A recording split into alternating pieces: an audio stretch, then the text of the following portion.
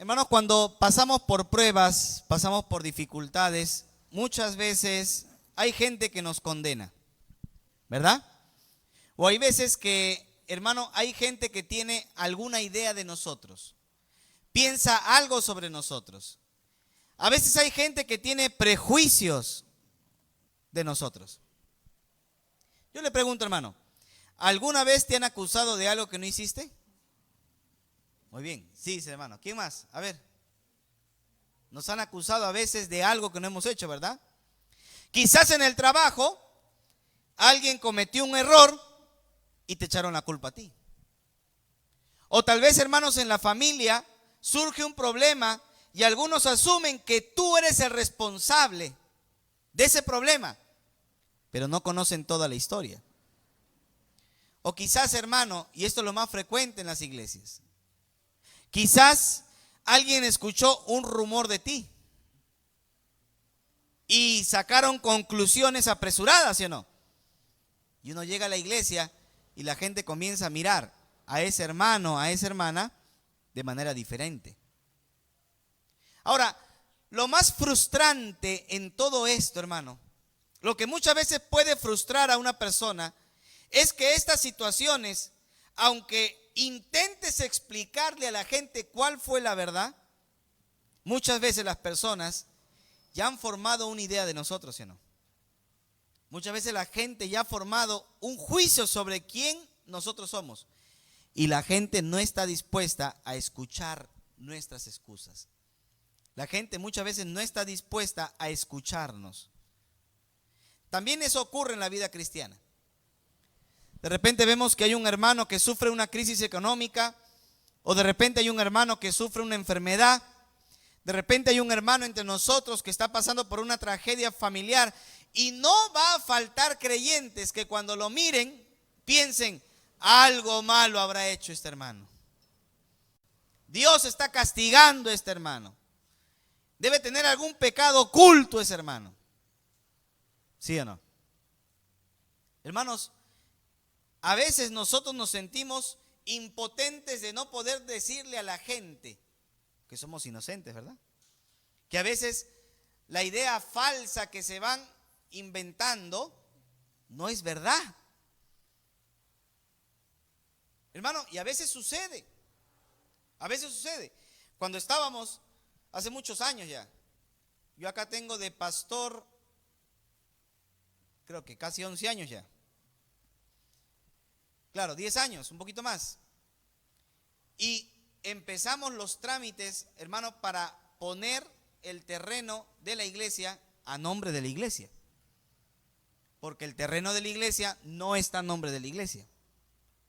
Cuando yo llegué, la iglesia compró este terreno en 1975 con un nombre que no existía en registros públicos y con una escritura pública que no estaba inscrita en registros públicos. ¿Se da cuenta o no? Y solamente habían 3 compradores en esa acta. El hermano Carlitos Ponce, uno. El pastor Guillermo Chose de La Tinguiña, que ya falleció. Y el misionero Andrés Larch, que cada año venía a tratar de solucionar el problema para que la iglesia tenga el terreno inscrito en registros públicos. Entonces, cuando yo vengo, yo veo el desorden porque no había ni siquiera, la iglesia no tenía ni siquiera la personería jurídica para poder arreglar los trámites de los papeles. ¿Me dejo entender o no? No tenía ni siquiera eso arreglado.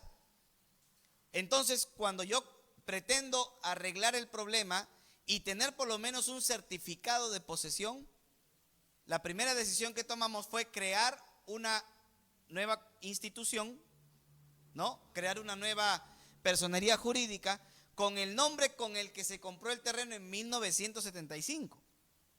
Porque para los que estaban antes del año 2016 que yo vengo acá, recordarán que la iglesia se llamaba, ¿cómo se llamaba la iglesia antes? Iglesia Pentecostal, no. Iglesia Evangélica Bautista, Jesús el Buen Pastor, así se llamaba. Antes de que yo venga se llamaba Jesús el Buen Pastor.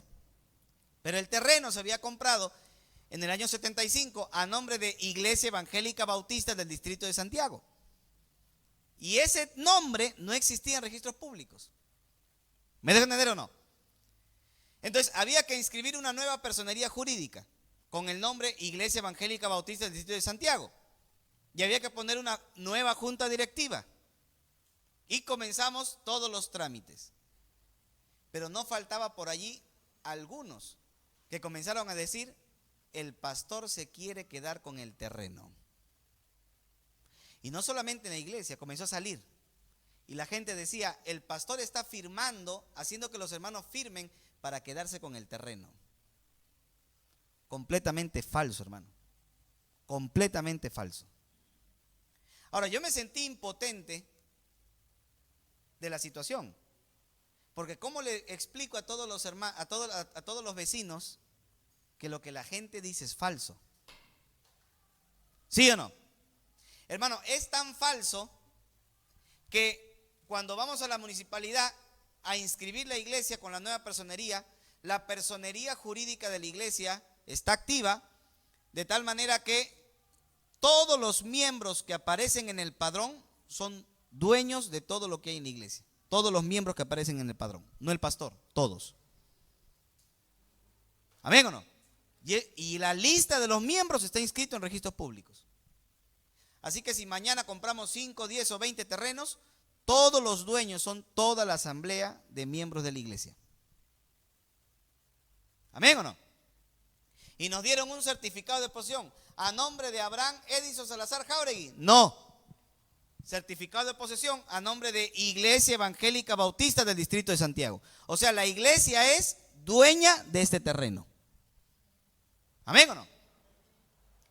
Y la semana pasada, el miércoles pasado, vinieron de Cofopri. Me dijeron: ¿usted es el pastor? Sí. ¿Usted es el representante legal? Sí. Vamos a ir mañana a constatar de que la iglesia está, de que el terreno se usa para una actividad de iglesia. Vinieron a constatar y me dijeron: en el mes de agosto vaya, porque le vamos a dar el título de la iglesia. Después de 10 años, hermano. ¿Amén o no? Pero ¿cómo hago yo para tocarle la puerta a todos los vecinos y decirles: soy inocente? ¿Cómo hago para decir? No puedo, hermano. Pero cuántas mentiras comenzaron la gente a decir que yo era un ratero. Yo salía a la calle y la gente me miraba así con sospecha, ¿no? Como cuando el chavo entraba a la vecindad y le decían: ratero, ratero, ratero. Y yo no me he robado nada, hermano. Hermano, a veces nos sentimos impotentes porque la gente se crea un prejuicio de nosotros por rumores, por falsedades. ¿Sí o no? Pero si yo, imagínense, en esa situación hubiera estado matando mi vida por tratar de convencer a la gente que soy inocente, no hubiera podido hacer nada, hermano. ¿Qué me quedó? Descansar en Dios. Porque el único que conoce toda la historia es Dios. El único que sabe toda la verdad es Dios, hermano. Y se puede constatar en registros públicos. Entonces, hermano, aquí hay una gran verdad. Aquí hay una gran verdad. Cuando nosotros pasamos un tiempo de prueba, hermano, a veces durante el tiempo de prueba somos acusados falsamente. Y ahí es donde en esos momentos surge una pregunta importante. ¿Qué tengo que hacer si alguien me acusa? ¿Qué tengo que hacer si alguien me juzga? ¿Qué tengo que hacer si malinterpretan lo que yo hago? ¿Qué tengo que hacer si me condenan por cosas que no he hecho? ¿Cómo hago para decirles a todos la verdad? ¿Cómo hago para buscarle uno por uno y decirles: pero no es verdad lo que están diciendo de mí? Hermano, ¿dónde vamos a encontrar la paz cuando no podemos cambiar la opinión de los demás? ¿Dónde? ¿En qué momento? Y en ese preciso contexto es que se escribe Job capítulo 18. Job capítulo 18. En el capítulo 18, lo que Bildad hace es que Bildad le dice a Job que está completamente convencido que el sufrimiento de Job se debe a su maldad. O sea, le dice: tú sufres porque eres malo, porque eres pecador. Pero Job se aferra en el capítulo 19 a una verdad más grande. Dios conoce toda la historia. O sea, no es verdad lo que dices. Tampoco me voy a defender. Pero Dios conoce toda la verdad.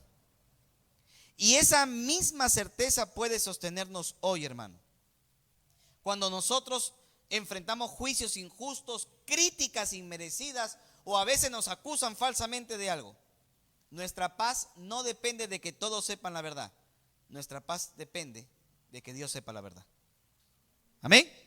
De que el Señor sepa y juzgue lo que es la verdad. Vamos a ver acá lo que sucede. Solo Dios te conoce realmente. Parte 1.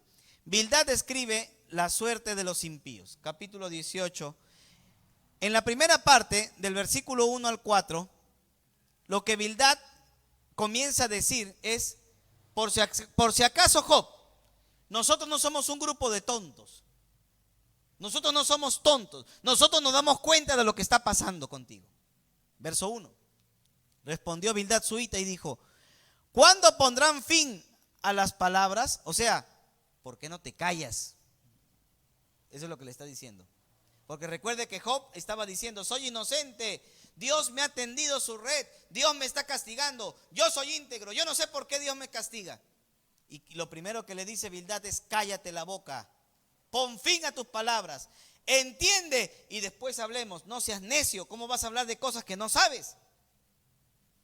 Y luego dice, ¿por qué somos tenidos por bestias y a vuestros ojos somos viles? O sea, ¿tú crees que nosotros somos un par de animales? ¿Tú crees que nosotros somos tontos que no nos damos cuenta de lo que está pasando? Verso 4. Eso es de la Reina Valera. O tú que te despedazas en tu furor, ¿será abandonada la tierra por tu causa y serán removidas de su lugar las peñas? En otras palabras, ¿por qué te enojas tanto?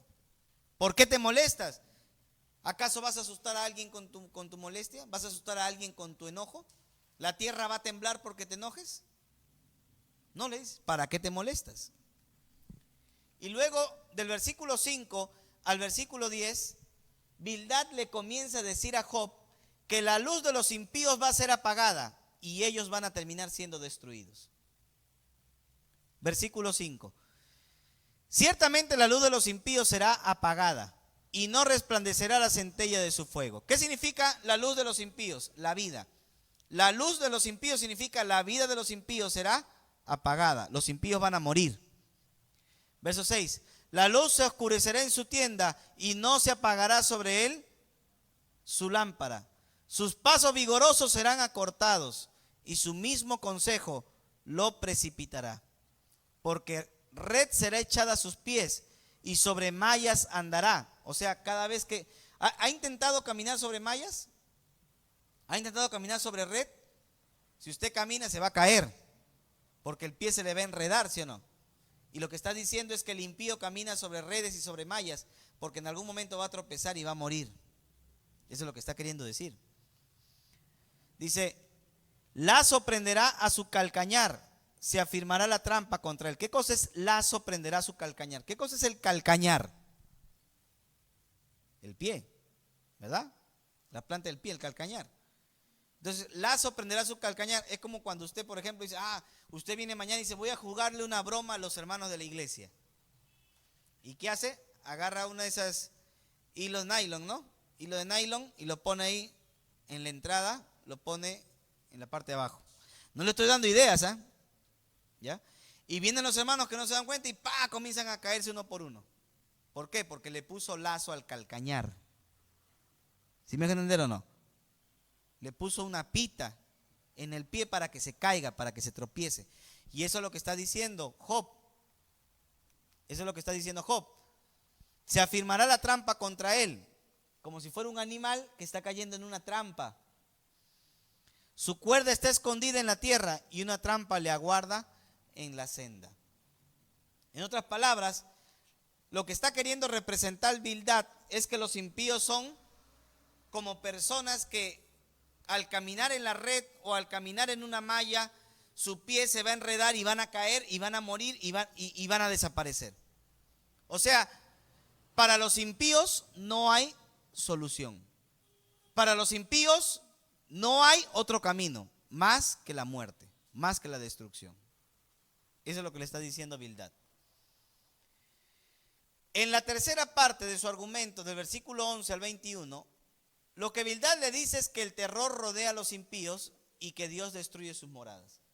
En otras palabras, los impíos van a tener terror, así como tú, Job. Y Dios va a destruir su morada, así como tú, Job. O sea, lo está acusando de ser ¿qué? Impío, pecador. Dice,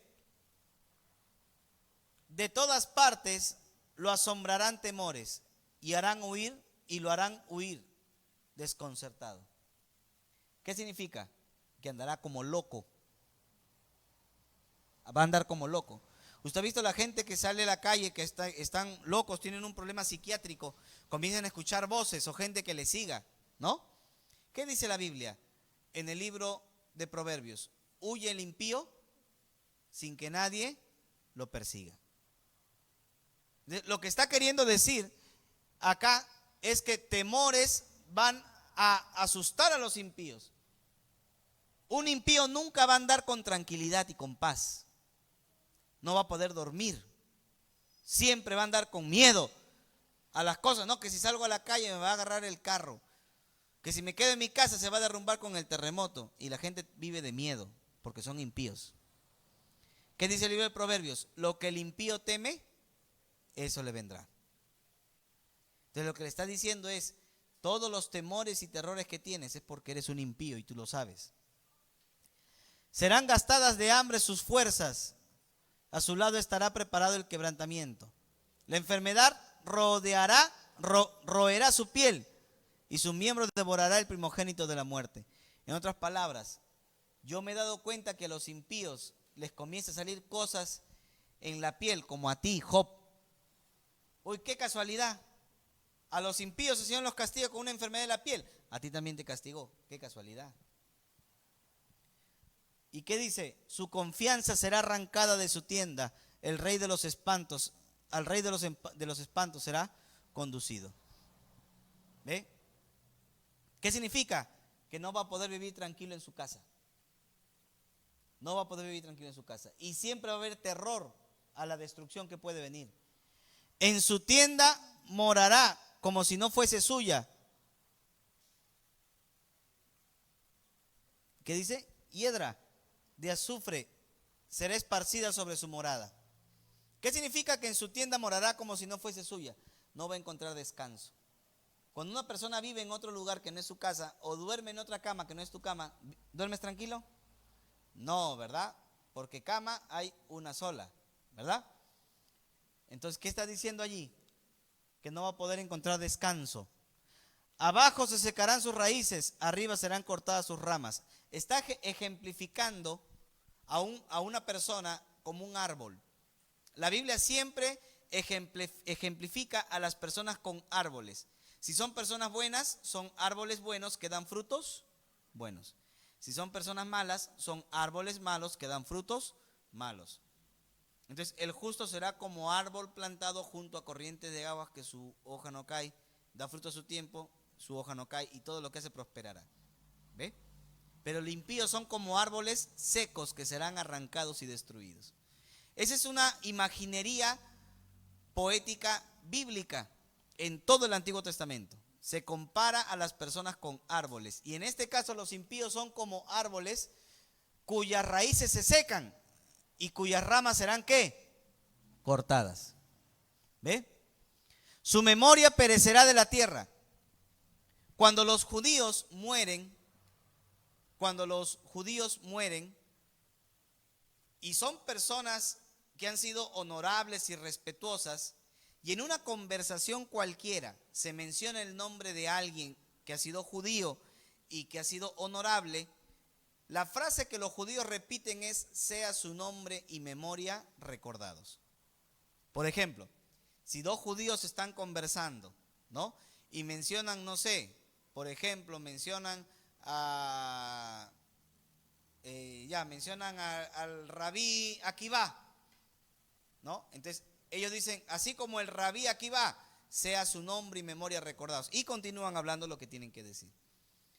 Pero cuando es una persona deshonrosa, una persona que ha sido vil, mala, lo que dicen es: sea su nombre y memoria borrados. Eso es lo que ellos repiten. Por ejemplo, en muchos libros o en muchas conversaciones donde judíos hablan de Hitler, siempre repiten: Adolf Hitler, sea su nombre y memoria borrados. ¿Ve? Ahora, esto se debe al concepto bíblico de que la memoria de alguien, cuando se borra, perece. Ah, pastor, eso lo he visto en la película de Coco. ¿Han visto esa película? No la he visto completa, pero más o menos es como que hay que hacerle recordar a la familia de estar, ¿no?, prendiéndole velas al muerto para que no se borre su memoria, ¿no? Ya, ese concepto viene del concepto bíblico, que el nombre y la memoria son borrados cuando alguien es malo, pecador. Y entonces Bildad está diciendo eso: su memoria va a perecer de la tierra, o sea, nadie se va a acordar, no tendrá nombre por las calles, es decir, nadie se va a acordar, nada, absolutamente va a desaparecer. De la luz será lanzado a las tinieblas, echado fuera del mundo, no tendrá hijo ni nieto entre su pueblo, y a quien le sucede en sus moradas. Esa es una maldición. En el mundo antiguo, tener hijos y nietos era parte de continuar la descendencia, la familia, pero no tener hijos y nietos era una manera de desear una maldición sobre una persona, era una manera de exterminar una familia. Ese es el concepto bíblico. ¿Ve? Se exterminaba una familia. Y se dice que los impíos no tendrán ¿qué?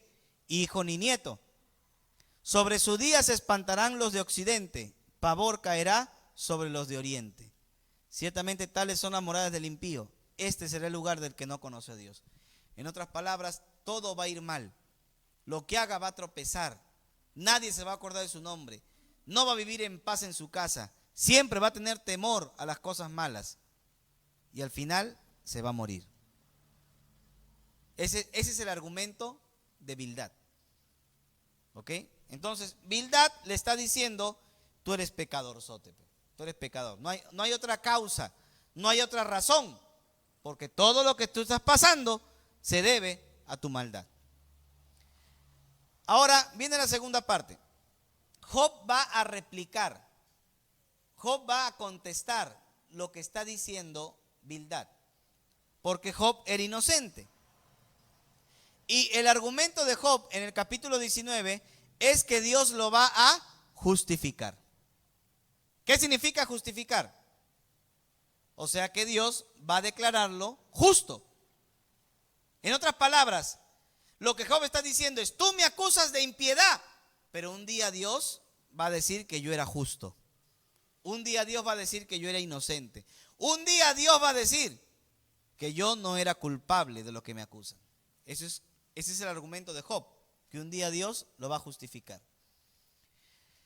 En el capítulo 19, versículo 1 al 6, Job lo que argumenta y le pide a sus amigos es que dejen de torturarlo. Aún si hubiera pecado, él dice que era problema de él. Sin embargo, es Dios quien lo ha atrapado en su red y él no es culpable de nada. Versículo 1. Respondió entonces Job y dijo: ¿hasta cuándo me angustiarán mi alma y me moleréis con sus palabras? O sea, me están torturando con todo lo que dicen. Angustian mi alma, afligen mi alma, me deprime hablar con ustedes. Me muelen con sus palabras. Es como que si me pasaran por la moledora con las palabras tan duras que ustedes hablan contra mí. Ya me habéis vituperado 10 veces. O sea, 10 veces lo han acusado de pecador. Imagínense. Y a ti, porque hablaron una vez, ya te cree Job. De Job habían hablado ¿qué? 10 veces. No se avergüenzan de injuriarme. No les da vergüenza hablar contra mí cosas que son mentira. Eso es injuria. Aún siendo verdad que yo haya errado, sobre mí caerá mi error. En otras palabras, aún si fuera verdad que yo he pecado, ¿a ti qué te importa? Eso es lo que le está diciendo Job. Ese es mi problema. Si yo hubiera pecado, el castigo va a caer sobre mí, no sobre ti, chismoso. Eso es lo que está diciendo Job. Pero si ustedes se engrandecen contra mí y contra mí alegran y contra mí alegan mi oprobio, sepan ahora que Dios me ha derribado y me ha envuelto en su red. O sea, yo soy inocente, no he hecho nada. Todo lo que ustedes ven es porque Dios me ha atrapado, Dios me ha puesto en problemas, Dios me ha puesto en dificultades. Dios es el responsable, no yo. Habrá una razón. No sé, dice Job, pero yo no he hecho nada. Sigue argumentando su inocencia. Verso 7. Aquí Job da una declaración que es muy fuerte. Él dice, si Dios me está probando con esto, es porque me considera su enemigo. Él me considera su enemigo. Verso 7. He aquí yo clamaré agravio y no seré oído. Daré voces y no habrá juicio. Cuando una persona en el mundo antiguo y hoy en día también es agraviado por otro, por ejemplo, alguien viene y te golpea, puedes poner una denuncia, ¿sí o no?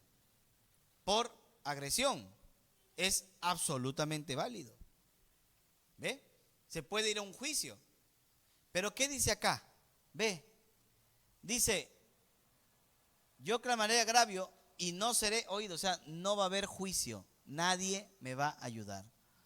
Daré voces y no habrá juicio. Nadie me va a ayudar. Eso es lo que está diciendo. No hay manera. No hay solución. Y luego dice, cercó de vallado mi camino y no pasaré. ¿Qué cosa es vallado? Cuando usted camina, el camino tiene que estar sin ningún tipo de cerco, ¿no? Pero si Dios ha cercado el camino, le ha puesto cerco, es el único camino. Usted no puede moverse, tiene que andar por donde Dios lo ha puesto. En otras palabras, lo que Job está diciendo es, no tengo opción.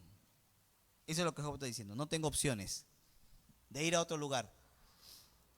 Y sobre mis veredas puso tinieblas, o sea, camine por una calle oscura, ¿qué va a pasar? Se va a tropezar, se va a caer. Dice, me he despojado de mi gloria y quitado la corona de mi cabeza. Después de haber tenido tanta fama, tanta gloria, tanta riqueza, ¿cómo termina? Me arruinó por todos lados y perezco, y ha hecho pasar mi esperanza como árbol arrancado. Hizo arder contra mí su furor y me contó para sí entre sus enemigos. Vinieron sus ejércitos a una, se atrincheraron en mí y acamparon en derredor de mi tienda. En otras palabras, Dios me considera su enemigo. Tanto es así que todos los males han venido contra mí, uno tras otro, para destruirme. Como si yo fuera culpable, dice Job. En la tercera parte de su argumento, Job dice que aún su familia y sus amigos terminaron por desconocerlo a él.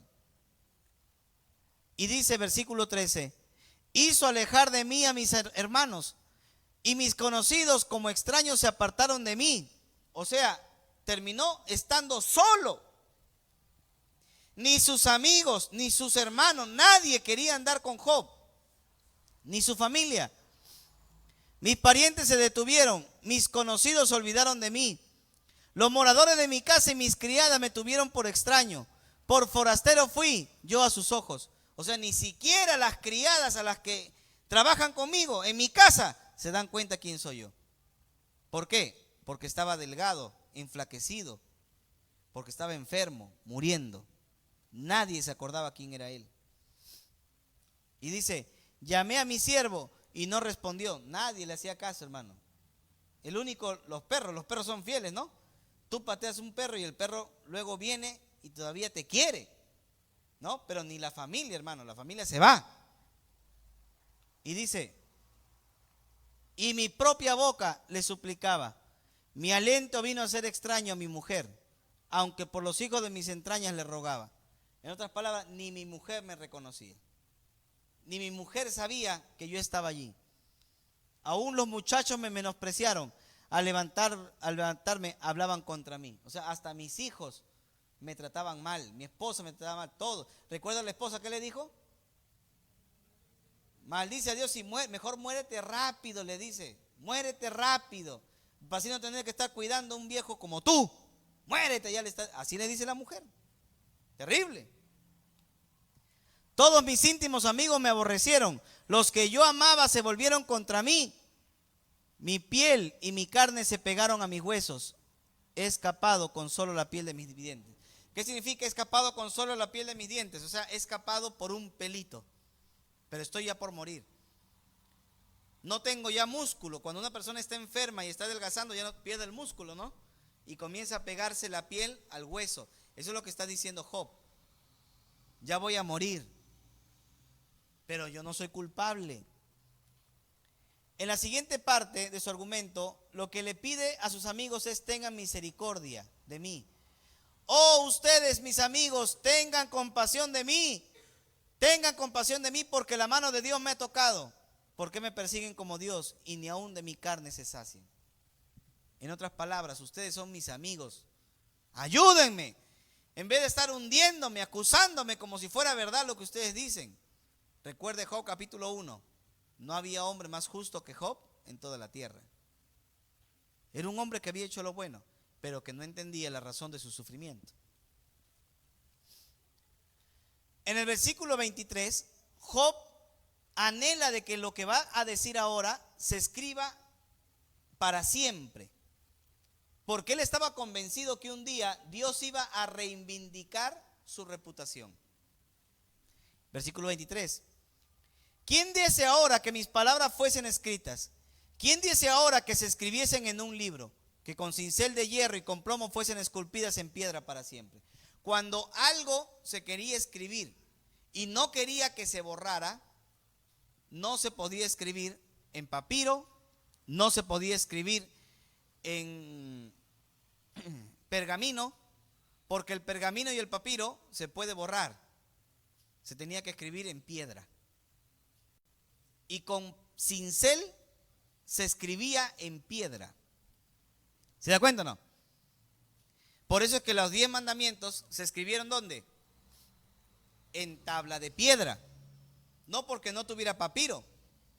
Se escribieron en tabla de piedra para demostrar que nadie puede cambiar lo que dice. ¿Se da cuenta o no?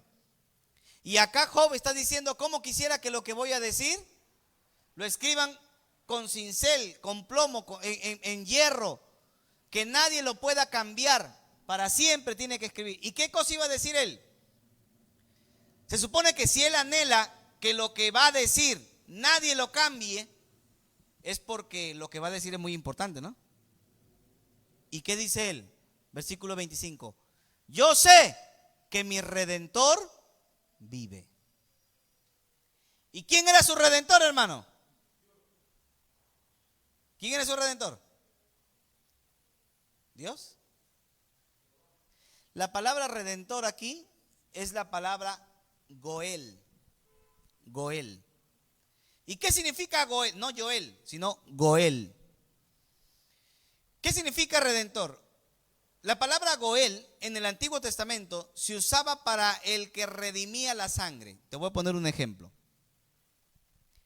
En el Antiguo Testamento, en el libro de Números, hay una ley que dice: si una persona, si un israelita está cortando con su machete leña, y sucede que al levantar el machete se le escapa de las manos y va volando el machete y mata a un israelita, pero lo mata sin intención, porque fue de casualidad.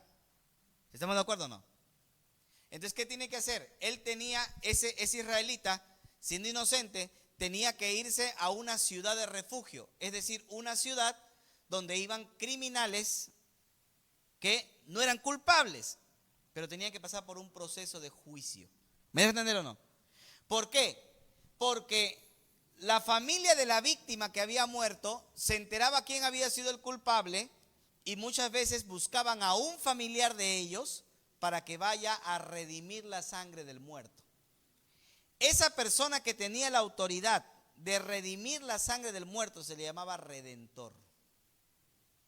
El que iba a justiciar, el que iba a declarar, frente a todos que su familiar había muerto y que él quería reclamar justicia. Y en muchas ocasiones, si la persona era hallado culpable, entonces el redentor de la familia era el que se encargaba de matar al homicida. si es que el homicidio había sido culposo, o sea, intencionado. ¿Me dejo entender o no? Entonces el redentor era quien mataba, quien ajusticiaba. Entonces, ¿qué está diciendo Job? Yo sé que mi redentor vive. Usa la palabra Goel. Lo que está diciendo es, un día va a haber alguien que declare mi inocencia. ¿Quién? No sabemos. Puede ser Dios. En el pensamiento de Job puede ser Dios. O también pudiera ser su sangre misma, ¿no? Porque recuerda que la sangre de los justos claman justicia. Y dice, yo sé que mi redentor vive, probablemente sea Dios. Y al fin se levantará sobre el polvo. ¿Qué significa levantarse sobre el polvo? Al fin se levantará sobre el polvo significa que el que va a declarar, el personaje que va a declarar la inocencia de Job, se va a levantar sobre los hombres. Como que todos están sentados y un día se va a levantar y va a decir, Job es inocente, Job no ha pecado. Probablemente sea Dios ese redentor, porque él conocía toda la verdad, ¿o no? Y luego dice, y después de deshecha esta mi piel, en mi carne he de ver a Dios. ¿Qué está diciendo? Lo que él está diciendo es, yo, cuando mi redentor se levante a declarar que soy inocente, que yo no he hecho nada, ese día voy a ver lo que Dios ha hecho. Y ustedes se van a dar cuenta que soy inocente, yo no soy culpable. Solo Dios conoce la verdad detrás de la historia. Y dice, al cual veré por mí mismo, y mis ojos lo verán, y no otro, aunque mi corazón desfallece dentro de mí. En otras palabras, lo que Job está diciendo es, un día Dios me va a declarar inocente. No sé cuándo será, no sé cuándo sucederá, pero Dios va a declarar inocencia. Y termina en el versículo 28 preguntándole a sus amigos por qué lo siguen persiguiendo. Dice, ustedes tengan temor porque el castigo es para los injustos y ustedes están actuando mal para conmigo. O sea, Dios va a castigar a los injustos, así que tengan temor ustedes porque ustedes están siendo injustos conmigo. O sea, ahora voltea la tortilla y acusa a sus amigos de injusticia. Verso 28, mas deberían decir, ¿por qué le perseguimos? Ya que la raíz del asunto se halla en mí. Teman ustedes delante de la espada, porque sobreviene el furor de la espada a causa de las injusticias, para que sepan que hay un juicio. En otras palabras, ustedes pueden ser juzgados por haberme juzgado mal. Así que tengan ustedes temor. Hermanos, quiero concluir con esto. La experiencia de Job nos recuerda que una de las pruebas más difíciles que hay en la vida no es solamente sufrir. Una de las pruebas más difíciles que hay en la vida es sufrir mientras otros nos juzgan injustamente. Injustamente. Hay momentos, hermanos, en los que nosotros quisiéramos explicarle a la gente que no es verdad lo que dicen de nosotros. Hermanos, pero nuestras explicaciones no siempre van a ser suficientes para aclarar que somos inocentes o que somos íntegros. Muchas veces nuestras palabras no van a cambiar la opinión de los que ya nos han condenado. Por eso, hermanos, el esfuerzo por defendernos siempre va a ser inútil. ¿Amén? Si alguien se quiere defender porque habla mal de ti, es inútil. En esa circunstancia, lo único que te queda es la paz de Dios. Porque tienes que estar seguro que Dios conoce tu vida. La verdadera paz va a nacer cuando recordamos que Dios conoce la historia completa de lo que nosotros atravesamos. Dios ve lo que otros no ven. Dios conoce lo que otros no conocen. Dios entiende las luchas que tenemos. Dios distingue las acusaciones falsas de la verdad de la historia. Por eso, hermano, cuando somos acusados falsamente, cuando alguien te acusa falsamente, puedes descansar en la certeza que tuvo Job. Dios es justo. Amén. Dios es justo. Y va a llegar el día en el que Dios va a sacar a la luz la verdad de nuestra vida. Un día Dios va a sacar la verdadera intención de nuestros corazones. Por lo tanto, hermano, no debemos vivir como esclavos de la opinión de los demás. Hay creyentes que son muy preocupados de lo que otros piensan. ¿Qué van a pensar de mí? ¿Qué van a creer de mí? A ti lo que te tiene que importar es lo que Dios opina de ti. Amén. Lo que Dios sabe de tu vida. Por eso, hermanos, no podemos vivir como esclavos de la opinión de los demás. Tenemos que vivir confiados en la opinión de Dios. Tenemos que vivir confiados en que Dios conoce toda la historia. Vamos a orar. Señor, te damos gracias por tu palabra. Señor, gracias porque a través de la historia de Job nos estás dando grandes lecciones en nuestra vida espiritual. Ayúdanos, Señor, a centrarnos en esa verdad. Ayúdanos, Señor, a recordar que cuando somos acusados falsamente, que cuando, Señor, muchas veces nos hallamos en problemas y la gente nos acusa con mentiras y perjurios. Señor, ayúdanos a recordar que solo tú conoces toda la verdad. Que un día tú traerás a luz las verdaderas intenciones de nuestros corazones. Ayúdanos, Señor. Te lo imploramos en el nombre de Jesús. Amén y amén. Bien, hermano. Rápidamente vamos a tener un tiempo de oración. Así que acérquese